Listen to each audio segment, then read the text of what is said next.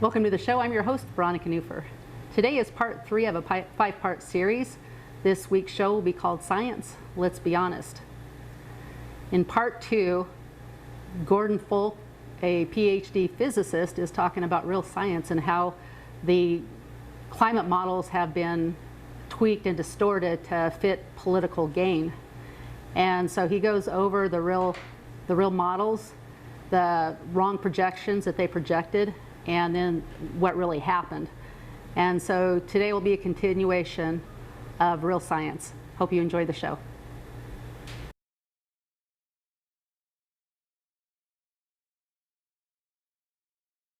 This red curve shows here, those are the predictions of 102 climate models, probably each of them costing $1 billion. Oh boy. But look at what they show. They show a temperature from 1995 on that should have been going up steeply.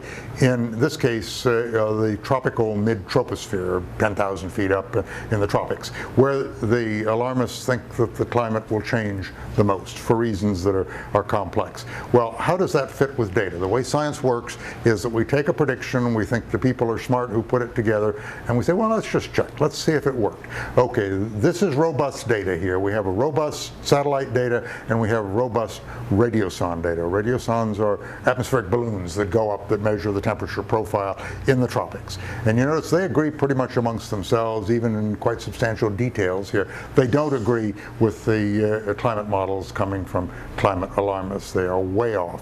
When you have a situation like that, quantitative comparison, these guys don't know what they're talking about. The whole theory is dead as a consequence of that. This was what Obama was promoting with his endangerment finding at the EPA when he was president. Of course, he didn't know about any of this stuff, but this is the way they were doing it, saying the climate models were solutions to the basic physics, which they are not. They are computer games. And he said, this is the reality. Well, it's not the reality. This is the reality. Data is all, robust data is always the reality.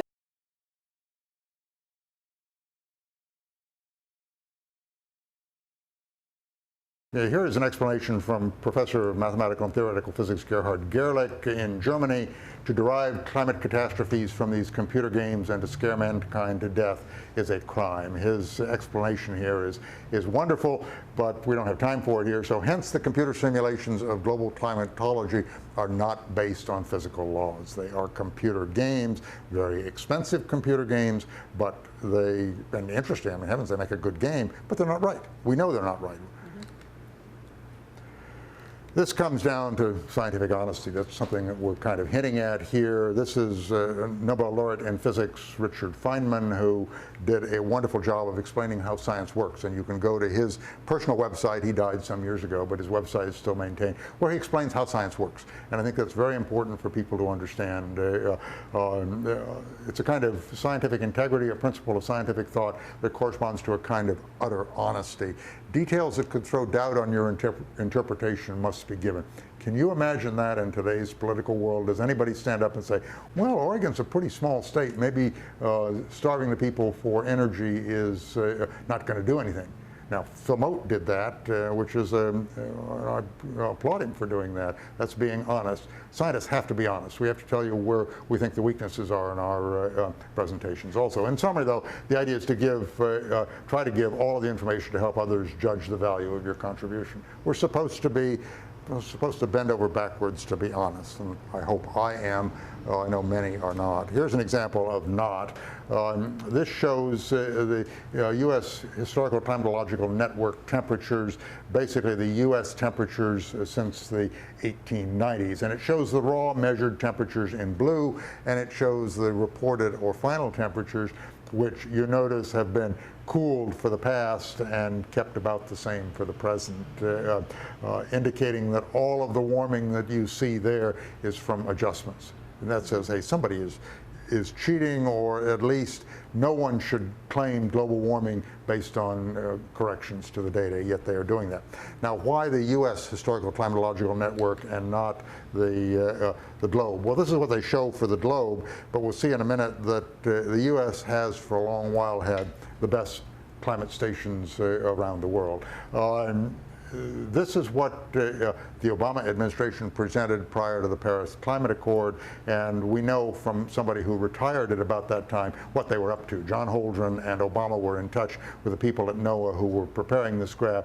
They did not want to see after 1998, after the super El Nino of 1998, this data leveling off, because that would ruin everything. They want to argue that, look, we're on a path to catastrophe here, when we, in fact, we're not. So they were cooking the books and doing it at the direct behest of Obama and his science advisor, John Holdren. So that is not the way to do science. Yeah, and once again, the media will media picks it up, and because he's a Democrat. Yeah, they'll parrot Obama left and right. He was never held accountable by the mainstream media for anything. Anything he did. For anything, yeah, no. And he did a lot of bad things to conservatives and used the tax IRS and everything, you know. And I know that's also this whole business of spying on Trump, and now they basically are into the mode of denying that they did anything wrong. It's not unlike what they have done here. They play the same game time and again. They play it with science here. Yeah. And I hope people watching who are for Obama, or that they just understand the media, or they're for global warming, that they'll understand the media will never, ever, ever, ever sidestep anything that's not a Democrat, and so the media is lying to people, or they're being ignorant. They know the jargon, so they can make it sound good. And what I'm telling you are stories, just as what they tell you are stories. My hope is that my stories are true. Yeah. Their hope is that their stories are politically useful. You don't have anything to gain for I don't. being honest. I don't. And in fact, I'm very interested in, and I'm really pushing the science in a couple of ways with some of my colleagues here to try and move it ahead, and this is the way we do it. There's some upstart somewhere that comes along. For instance, a couple of the Nobel laureates that I showed you there that thought that peptic ulcers were caused by a bacterium, not by stress. And of course, they were derided by the entire establishment for that, and for many years. They were obscure doctors in Australia, yet they were right, and they were eventually able to prove it, and that moved science ahead, and the entire consensus had to give in at some point. And that was noted in the presentation of the Nobel Prizes to them, Barry Marshall and Robin Warren. But back to climate stations. These are the modern network of surface stations. They're all over the planet. But if you try and get a trend out of that, you have to go back to the early 1900s, where this is the number of stations. Mostly in the US, and a few in Australia, and a few in Europe, and whatever, but not very many. So the good climate data comes from the United States. It's a small portion of the world, so it is not a very good proxy for the global temperature.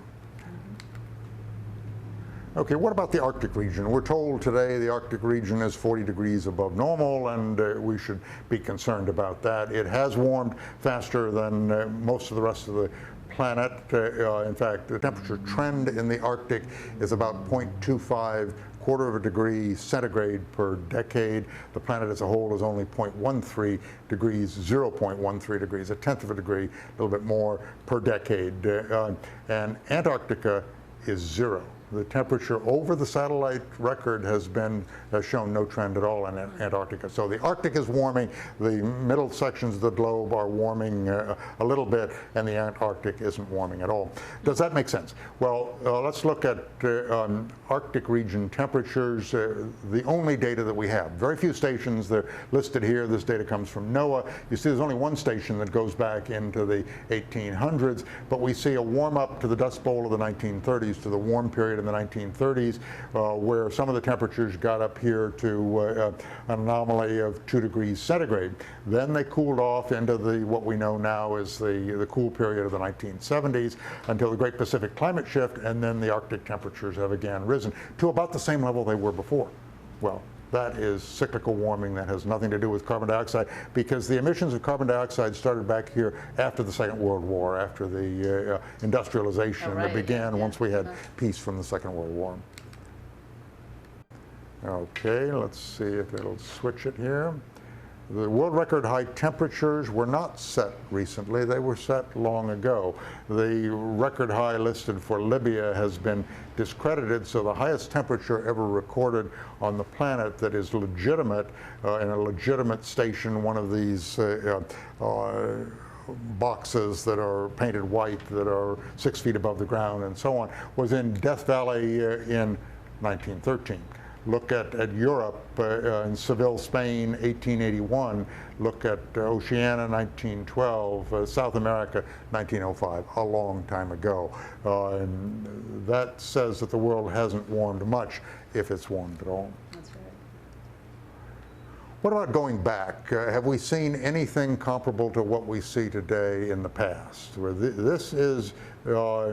these are temperatures derived from ice cores in Greenland. If you drill down 11,000 feet through the ice, which is as thick as the ice is in Greenland, you get 50,000 years of climate history. Here's the first few thousand of them, the details of this modern warm period. We see, well, modern warm period of the Holocene climate optimum, the interglacial period that we're in.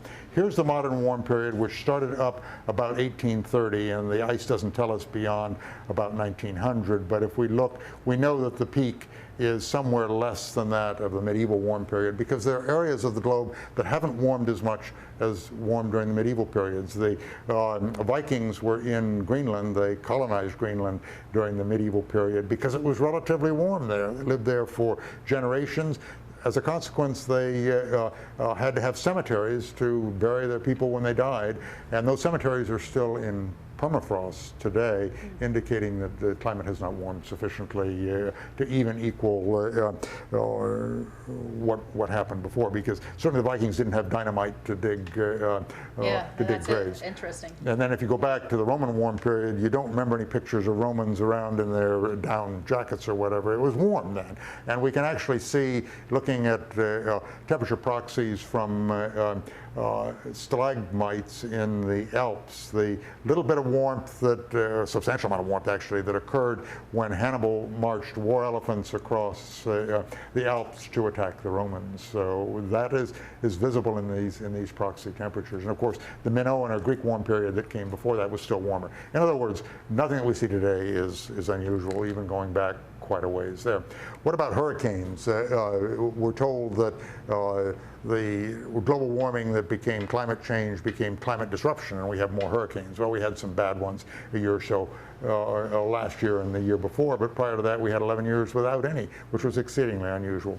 This shows the way that it works with hurricanes over 25-year periods. From 1945 to 1969, over 25 years, Category 3, 4, and 5 tracks were numerous. We had many hurricanes, yet the globe was cooling there. So it's not a global warming situation, not a global temperature situation. It's the Atlantic thermohaline circulation, or multi-decadal oscillation, the pattern of warm and cool areas there that promoted hurricanes. Is that what's happening right now? Well, that's right. We're more into a strong Atlantic multi-decadal oscillation. Warm water in the Caribbean and those regions allows these hurricanes to become much greater. But when the globe was warming from 1970 to 1994, we saw very few hurricanes.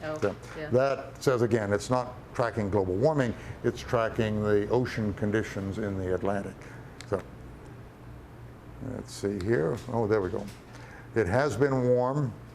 And sometimes the warmth can be very destructive. It was like we were living in a furnace. This is a slide from my friend Madhav Kandekar, a PhD meteorologist out of Environment Canada, who was speaking to the Chinese National Academy of Sciences, and pointed out this news story where temperatures got up to 41 degrees centigrade. That's up above 100 in Toronto. But you notice the date down here. It's July 5th to 17th, 1936. 1,100 people died there, and they died from the heat, obviously, but also from the lack of air conditioning. So this speaks to, gee, it would be nice to have air conditioning, and in some cases it's essential to have air conditioning. Where does that come from? That comes from electricity. Where does electricity come from? It comes from burning coal or natural gas or running hydro over dams or whatever. You need to have reliable electricity to have the air conditioning, and it doesn't come in extremely hot conditions or extremely cold conditions when you need the most electricity, because at least with renewables, it doesn't come from windmills producing that, because the wind is usually calm during these extremely hot events. Yeah. So it takes coal. It takes, in the end, coal. I heard that Obama went to third world countries and lectured them on not having air conditioning to save the planet. and indeed, putting in windmills or a few solar cells or whatever, where they can barely keep a refrigerator cold to store the medicines that they need to, for instance, prevent the spread of Ebola. The Africans very much want to develop. They have lots of coal resources. They're going to be able to do it. The Chinese are helping them do it. They build kind of messy coal-fired power plants, which is not the best. But once you have development, you have people's income rising. They can pay for better quality air pollution protection that we have in our coal-fired power plants, which hardly emit any particulates. You know, these fat cats, these rich guys that lecture people on these type of things. You know, if they walk the walk, I would have respect for them. If Obama didn't air condition himself, you know, his house, the White House, you know, wherever, you know, but he takes care of himself and then lectures somebody else on, yay, do your fair share. You know, let's fight global warming together. You know, meanwhile, do as I say, don't do as I do. Yeah. Anyway. Well, there are other things. This subject is a very big subject. There is the thought, and it was recently in the news, that Greenland is losing a lot of ice. Well, again, the technical term for that is summer. They always do. The various studies show either a little bit of ice gain or a little bit of ice loss. Some of the numbers quoted, if you look at how long it would take Greenland to run out of ice, under the worst of the scenarios, it would be 10,000 years. And that's it's not happening tomorrow. The sea level's not going up dramatically. Here's a particular study that was done of Antarctica, the coldest place on Earth, and this showed a gain of 82 gigatons per year of ice over a particular study period there. A gigaton is 1 billion metric tons, and it's an ice cube that goes a kilometer that way, a kilometer this way, and a kilometer that way. It's quite a number of big ice cubes, but there's an awful lot of ice in this in Antarctica. Some of it is melting over here in West Antarctica, probably due to volcanic activity under the ice sheet. The coldest place on Earth is Vostok, Antarctica, right here. This is the South Pole, but Vostok, Antarctica is here. The former Washington State climatologist Mark Albright pointed out to me today that it's been extremely cold, much more so than usual here in Antarctica recently, and he was wondering if anybody had any ideas there. It was 111 below zero Fahrenheit this morning at Vostok. It's been as much as 129 below zero. That's the record cold on the planet, but it is very cold here. The Russians must be hardy people. So the ice melts here, right here gets colder, and then they can say, look at global warming, it's melting here. Is that right? And this is due to volcanic activity. These glaciers have for centuries sped up and slowed down based on the volcanic activity underneath. Their dishonesty. They'll say here, but they won't say it here. That's so dishonest. Now, the ice here is 11,000 feet thick. Also, one of the largest freshwater lakes on the planet is underneath Vostok, Antarctica. 11,000 feet down under the ice, it's as large as one of the Great Lakes, kept warm by geothermal heating and by the compression of the water that depresses the freezing point a little bit also. So there are interesting effects going on there. This is the most severely cold place on the planet, and it is not warming at all. I should point out, though, and this is important, that this variation of 82 gigatons gain is offset by some studies that show a slight loss. It means that we're in the regime there where the measurements aren't accurate enough to tell us whether we're losing a little bit or gaining a little bit. And it doesn't matter, because it really, even though a massive amount of ice compared with what's there, it is minor. What about ocean acidification? We mentioned that. Is that something that we're ruining the planet by turning it acidic? Well, your glass of water there is turning a little bit acidic because it's fresh water, and fresh water picks up carbon dioxide and does become slightly acidic. Not nearly as much as a soda or as a beer, but it does become a little acidic. The ocean doesn't do that. The ocean is buffered by calcium carbonate and has a pH that is alkaline, that is greater than 7 being neutral, and you can see that in data. This is not theory, this is data. I'm an experimental physicist. I love data because this is the truth.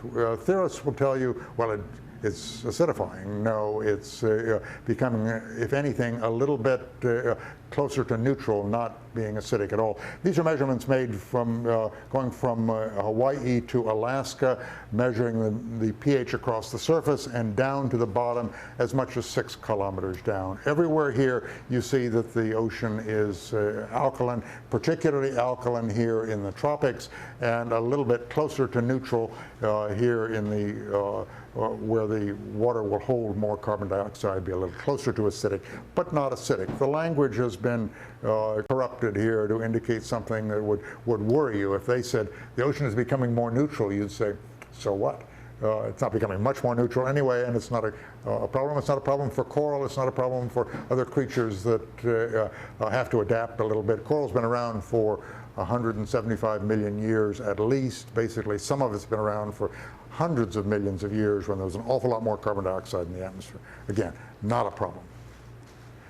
Sea level. What about sea level going up? They will point to these satellite measurements that show sea level rising. We dispute what they're doing with the satellite measurements here, thinking that it more or less has leveled off. Those who use tide gauges rather than the elaborate satellite measurements show very little increase in sea level over more than 100 years, 150 years.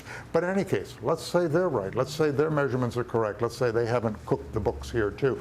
This is 10 centimeters over a century. What is 10 centimeters? It's about that much. It's about 4 inches.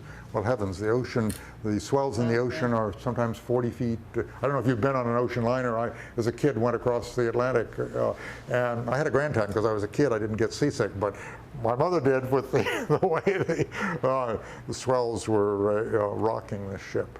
Okay. So the increase in sea level is continuing a little bit. We're coming out of the last ice age, but it is very slight.